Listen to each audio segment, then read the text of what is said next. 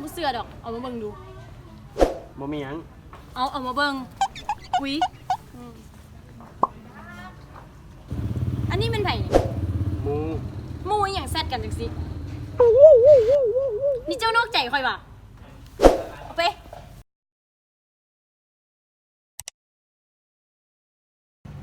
คือนานมาใช่ปะฮอดใส่ละ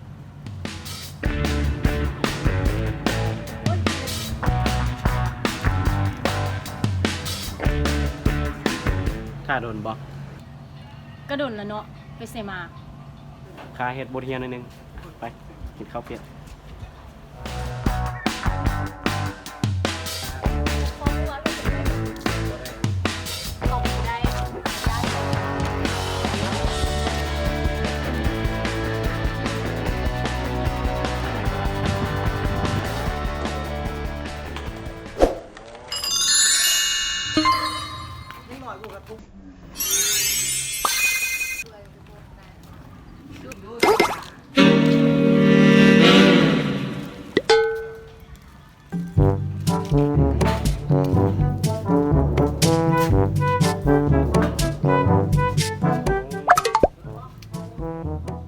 เป็นไง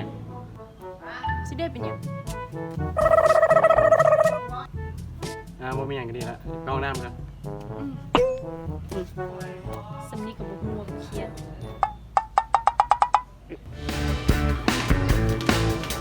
เฮ้ยกูไปเข้าห้องน้ำก่อนเด้อ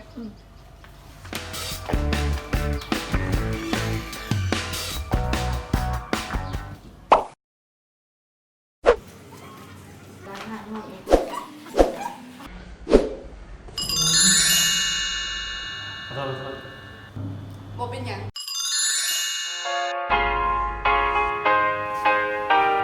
เดี๋ยวไม่หยังอันเขาบ่ได้บ่น้องไม่ค่ะ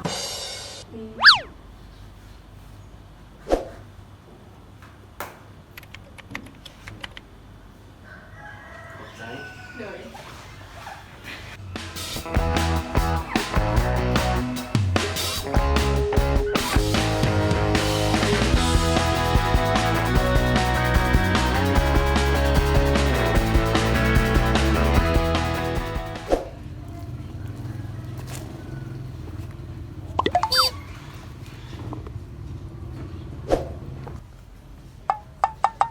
เสื้อน้ำไผ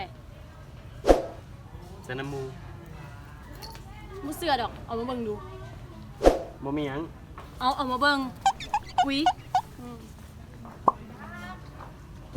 อันนี้เป็นไผนี่หมู หมู่อหยังแซดกันจังซี่นี่เจ้านอกใจข่อยว่ะเอาไป